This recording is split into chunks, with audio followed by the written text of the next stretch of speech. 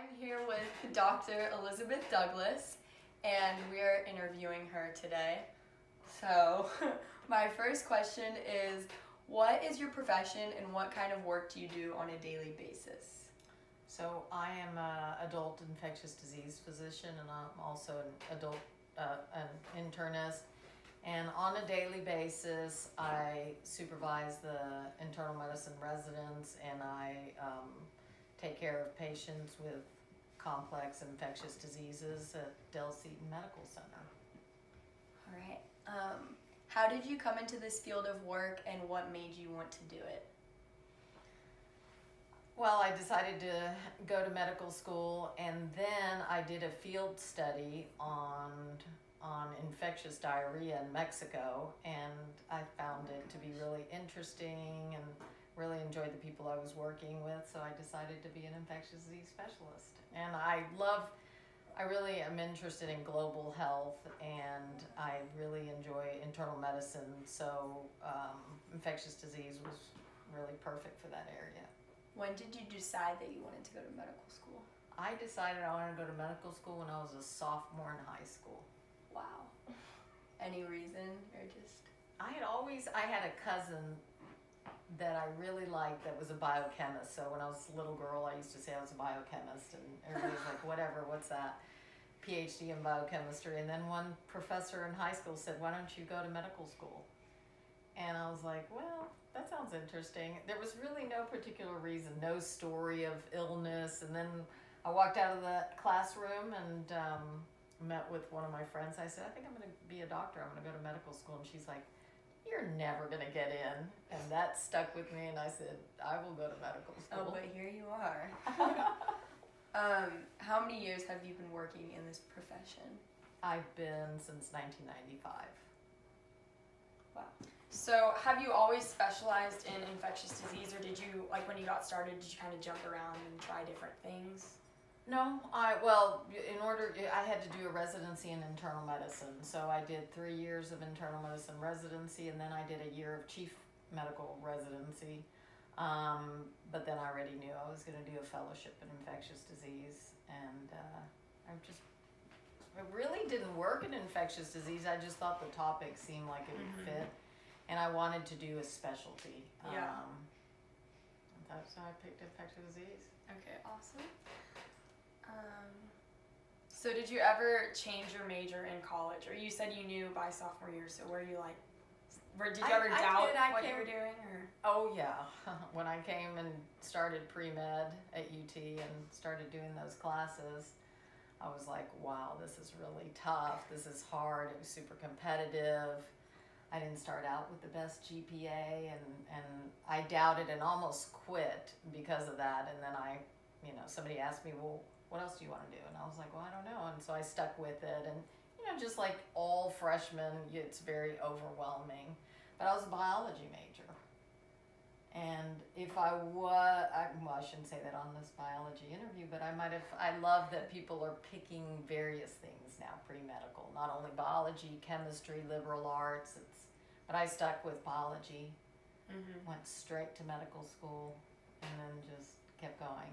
So you went to undergraduate school here? I went to undergrad here. And then where did you go to And then I went school? UT in Houston.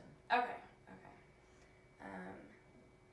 And what classes in your undergraduate education were the most influential for you, would you say?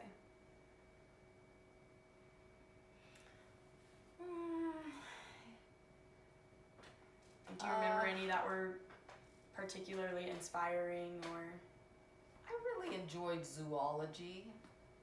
I took that. I think that was one of the enjoyable classes. I really enjoyed sociology as well. I found that really interesting. Those didn't make me want to go to medical school. Like, to be honest, I had just determined I was going to do medical school. Took my pre-med classes, my classes to get my bachelor's in biology, and then applied to medical school. It went by in a flash. What did you think about your undergraduate biology course? It was interesting. It was good. In fact, I'm not going to say professor, but the other day I ran into a patient and I said, by chance did you teach biology? And she was my biology teacher. Oh, but wow. They were very interesting. And That's funny. I loved organic chemistry. Okay. I really liked, and my professor was very inspiring, enjoyed it a lot. Yeah. Didn't want to be a chemist, but I really enjoyed that. Yeah. What I did a lot when I was an undergrad, what inspired me to continue in medical school, is I volunteered a lot. I almost spent lots of my weekends at what, was the old Brackenridge Hospital. And in my summers, I have family in South America, and I spent most of my summers volunteering. So I was always seeing that aspect to make sure. And doing the hands-on that work. was really special. Like, I worked in the emergency room, and I didn't get to do a lot. I used to be the blood runner. I'd go get the blood for the trauma cases, and I think that really kept me But you're still going. up in the action, yeah. Yeah. That's fun. great. That's what I highly advise for people. Because we all can say I'm pre-med, but until you start really being involved in that area, you're not sure. Yeah. Awesome. Have you conducted any research in your field, and if so, what was it? I did some research when I was a fellow, when I was specializing, and it was involving Cryptosporidium, which are parasites, and the effects that the complement system has on these parasites. We were all required to do almost a year of research, but I've never, I have to say, bench research, working in the lab, was not my favorite. I've always just really enjoyed taking care of patients, and I've been involved in clinical trials with infectious diarrhea primarily, and published papers. But my favorite thing is research is more to see a unique case. I find a case that's never been written about and review the literature and kind of describe it. That's not really basic research. I've not done much of that. What would you say is your most favorite part about your job? It's twofold, and I think this plays into the biology. It really looks, the patients that have infectious diseases, you really look at you do microbiology, you understand immunology and physiology, and so these cases are complex. It depends on the type of patient you have, where they've been around the world, what they've been exposed to, and it's like a lot like detective work. You get to see an intriguing case, something people can't figure out, and then you look at all the factors and you come up with your hypothesis. Then you get to prove your hypothesis in infectious disease, because by cultures and biopsies we really get to the answer. And for the most part, people are cured, so it's really rewarding. Could you think of one of your most memorable cases? Maybe share a little information about it. What am I? That's a question in medical school interview.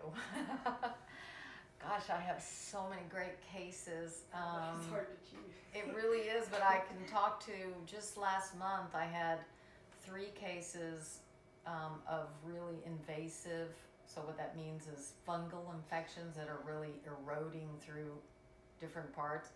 And one patient was a patient that had invasive mucormycosis, so he had a fungus that went into his sinus, into his brain, and it really has a high death rate, and it was very rewarding. We reviewed the literature. There's some new medications that came out, treated him aggressively, and he's gotten much better. I can tell you 5 cases, and they're rewarding because these patients have horrible infections. Another viral brain infection. I just had a young man who had bled into his brain from the virus, the virus and the immune system having this kind of war in the brain. It's called encephalitis. And he was very sick, and we had to, again, review. You study all the literature, you call experts around the world, and we did a little bit of a novel treatment in him, and he's now in rehabilitation and doing great, progressing every day. So those are, I go on and on. I have so many cases. It's just it's very rewarding. While you were in medical school, was the ratio of men to women significant in any way? Did you notice there was more men or more women while you were in When I was in medical school, there was a little bit more men, but it was soon getting to the point where it was 50-50. Okay. Where I think now it's switching more, where we've got more women than men. Really? Okay. That's interesting. I think, but I don't know exactly our medical school class. It's weird that you say that because I feel like I know a lot of friends of mine, girls, who are on pre-med Pre-med, tracks, yeah. but I cannot tell you really like a single guy friend I have who's pre-med, all like business. Mm-hmm. Yeah, I think it's 50. Now, the school may be doing a good job, the medical school, to kind of try to get that, but I don't think we're the minority. Now, in When you were certain in school, specialties, we are. Surgery. Okay. I heard a really interesting talk on unconscious bias, and they tell a story about a boy and his dad are in a car accident, and the dad passes away, and the boy is really sick, and they rush him to a hospital, and the surgeon sees him and says, "I'm sorry, I can't operate on this boy." And they immediately stop and say, "Why is that?" "Well, the surgeon is the mother." But nobody in that room can think that the surgeon is the mother. You know, so in surgery, we definitely have a more predominant orthopedic surgery, it's more men. Okay. Do you perform surgeries or do you No. just diagnose? I just diagnose. conditions? Yeah, I don't do any procedures. Keep my hands clean. How long are patients in the hospital usually when you have, when a case comes in? It depends. It could be from 3 days to months, depending. The patient with that bad sinus, brain, fungal infection was there 2 months. Was it a challenge to overcome like deaths within your profession? Like obviously Oh, yes. infectious diseases are very serious. It's hard to have deaths, especially when when they're unexpected, of course. But it's always hard to have deaths. It definitely is. It's hard, and it doesn't necessarily get better over time. How have you found ways to like cope with that? I come to some inner peace, and some patients that we've done everything that we can, communicating well with all the team members. Communication is the essential thing to work with your nurses, the palliative care folks, the family, to really just communicate, and you do your best, and some patients can't make it because of, especially I worked at MD Anderson, so lost a lot of patients to infections with cancer. And that, of course, is hard, especially when they're young. And really, when you think about infectious disease, most cancer patients, many, many, many of them, they die of infections. And so it really is the end of many chronic illnesses or infections. So it is hard. But What about separating, like when you go to work and then come home, like separating yourself from work, and like being able to like detach yourself from what's going on at work than with like in comparison to being at home? I think I can detach, but I have married to a physician, and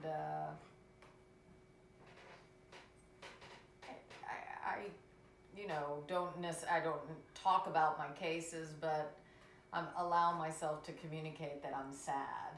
I'm not that stoic person that comes home and doesn't just completely is not going to say, "Oh, that was really rough, I lost a patient today." Mm-hmm. So, and I think that's kept it healthy for me.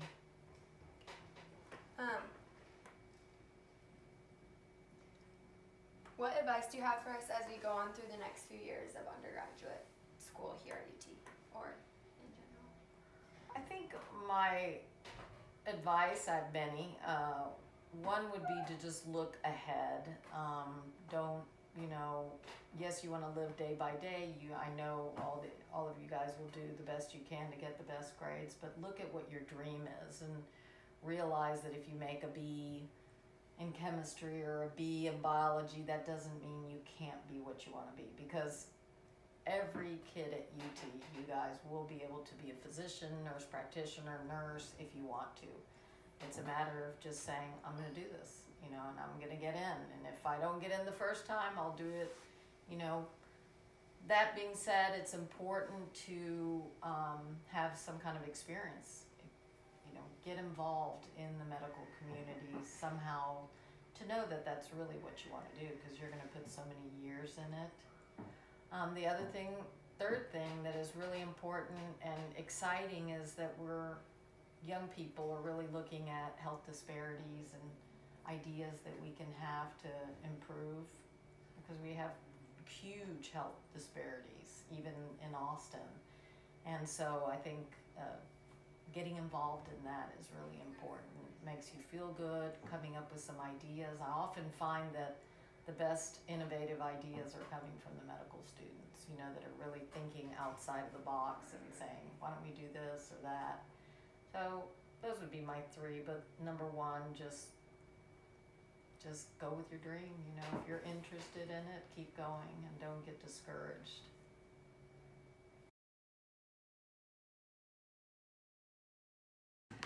After watching the interview with Dr. Douglass, it really stuck out to me the emphasis she put on determination. She mentioned that she knew she was going to medical school by her sophomore year in high school. Her freshman year of college, she mentioned that her course load was overwhelming and she doubted her plan, but nonetheless, she stuck with it. She said that something that inspired her to stay on her pre-med track was volunteering and getting hands-on experience, and that prepared her to handle real situations later in her career. Overall, I think Dr. Douglass gave great advice. See the big picture and don't allow small obstacles to come in your way of your goal, but also stay determined and passionate about what you are doing in the day-to-day.